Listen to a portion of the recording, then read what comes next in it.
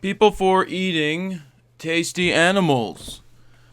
That's not why we're here today, because I'm not I eat animals that are tasty. I like chicken. That doesn't make me a bad person. If you're a PETA-ite, or whatever you PETA people are called. Let's rearrange this camera a little bit here. So I haven't done a rant in a while. And I'm full of rants. Not ants, rants. I want to talk about high ISO and noise. How people are, on this noise kick and noise ninja, and how do I not get noise in my pictures? And I was reading on a well-known photography school type site. Somebody wrote an article that was on portraiture and how to get better pictures. And the last thing, the number 5 thing to do, says this, and I quote, "Nix the ISO. I don't care what the manufacturers say. Any ISO above 800 is crap," with an exclamation point. Now, how many times have we proven this to be bullshit? Oh, I forgot to warn you, I'm going to curse because that's what happens in rants. It's bullshit to say anything above 800 ISO is crap. And this is from an article that was written as of April 2010. Okay, so yes, 800 ISO in a point and shoot may be crap.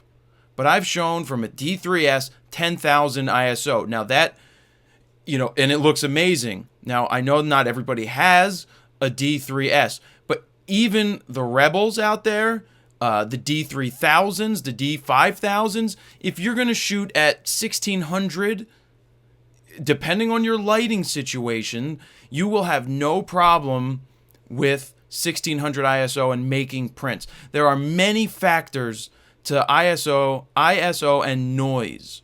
What causes it? And there are things you can do to cut down on noise and not worry about noise ninjas and things like that. I don't worry about noise.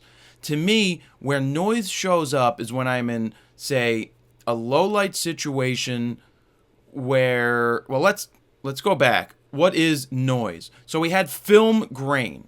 When you would shoot a picture and it would either be underexposed, you didn't have a lot of light, or you were using a faster speed film, sometimes the 800, and you would get dots. You'd get grain. That was the grain of the negative. It was film grain. So I equate that now to digital noise, what they call noise. But there's a difference in these cameras, like the Nikons. It looks like film grain. But let me say this. Many times when you have to shoot at high ISOs, you're doing so, why? Because there's not a lot of color. You're in low light. So when there's not a lot of light, there's not a lot of color. So what happens to the file when you're done? You convert it to black and white. And what happens to what was seen as noise is now seen as grain again, in my mind. Because that's what shows up when I convert a picture. That's what I'm thinking. If I'm shooting at 4,000 or 5,000 ISO or 3,200 ISO in a tour bus or backstage or in any low light situation, I'm looking at, what am I looking at?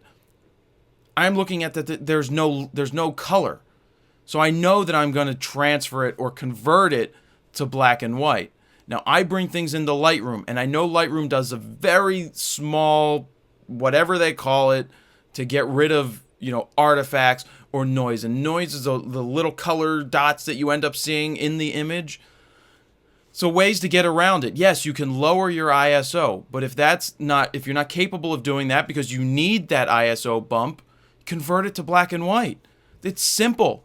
If you need to shoot that high, convert it to black and white later, because you know that it's going to be film grain. It's going to not look soft, because that's what happens with these noise programs. They get rid of the softness, and then you turn around and you resharpen, and then you sharpen certain areas, and then it gets into all of this extra work. And I like to keep it simple. But hey, here's the number one way to stay away from film grain, to stay away from noise in your photos is, everybody, don't crop. The more you crop, the more noise and artifacts are going to show up, because now you're just getting rid of pixels. The more you cut away, the less you're left with. So when you blow it up and make a large print, what was going to be a good print at full size you've now taken away half the image. It's going to look like crap when you make it a certain size. Now, also, don't forget that, if you're going to print something out, you're most likely not going to see noise at a low ISO. Sorry, I fucked that up. You're most likely not going to see noise in a small print. Okay, so if you're making a 4x6, sometimes 8x10s, you're not going to see it. But don't get stuck zooming in on your computer and going, wow, I'm at 1,000% zoom in and I'm seeing all of these artifacts and noise. That's not realistic. That's not how you're displaying your work. You're not displaying it fully zoomed in to see the artifacts. Other ways to compensate for noise in this whole high ISO thing that is going on. Open up, let more light in the camera if you can. Better lenses are going to give you a better ability to shoot in lower light situations. If you're using the kit lens and you have to go to 1600 or 3200 because it's a f5.6 or a 4.5, imagine what could happen if you put on there a 35-1.8. And I say that because not all lenses that are fast in terms of aperture need to be expensive. Nikon has a 35 1.8 DX that's $199. They make a 50-1.8, which is in the $214 range. And on the Canon side, they've got the 50-1.8, which is an incredible lens. That thing's a little over $100. So I don't want to hear that, good glass and being able to have a big aperture is expensive, because you can get into it for a couple $100 and, see the world of difference. Because once you shoot with the better glass, you're going to see a change in your quality. So that is like the number one thing, or number two or three, whatever number I'm at. That's another thing you can do. Get one of those 50-1.8s, get one of those 35-1.8s on the Nikon end.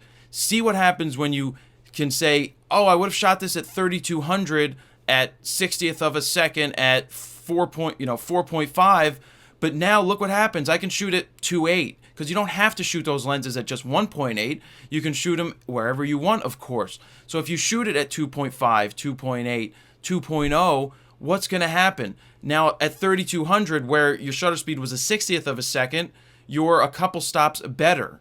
Okay, so now you're looking at 2/50th of a second at 4.5 at 3200. But what happens?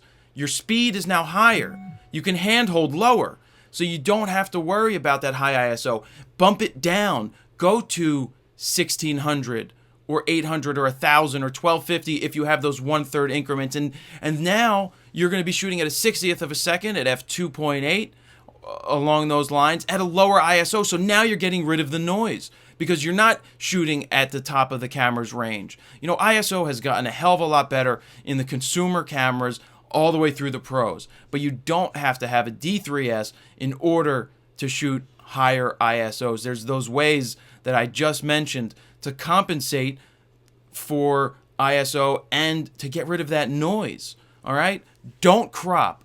Get a faster lens. And even Sigma and Tamron and Tokina, they all offer lower priced lenses, zooms, like a 24 to 72.8 from Sigma or Tamron could run you $400.